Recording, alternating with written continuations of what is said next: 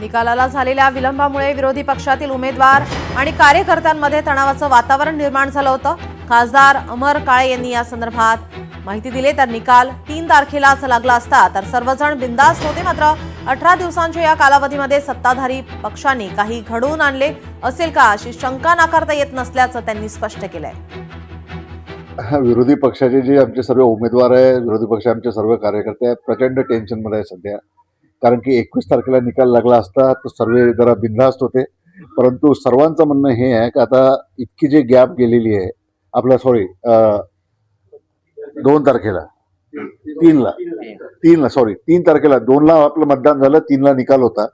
परंतु आता ही इतक्या दिवसाची गॅप गेलेली आहे, त्याच्यामुळे सर्व लोक सध्या टेन्शनमध्ये आणि या 18 दिवसामध्ये काय चमत्कार सत्ताधारी पक्षांनी काही घडवला असेल की काय याची काही शंका म्हणजे काही नाकारता येत नाही। आणि माझी इतकीच अपेक्षा आहे की मला पूर्ण विश्वास आहे की अतिशय पॉझिटिव्ह वातावरण संपूर्ण जिल्ह्यामध्ये होतं आणि जिथेही नगर परिषद झाल्या त्या ठिकाणी 100% काँग्रेस राष्ट्रवादीचं त्यानिमित्तानं झेंडा फडकल्याशिवाय राहणार नाही, हा माझा पूर्ण विश्वास। लोकशाही मराठी ऐका, पहा, जागरूक रहा।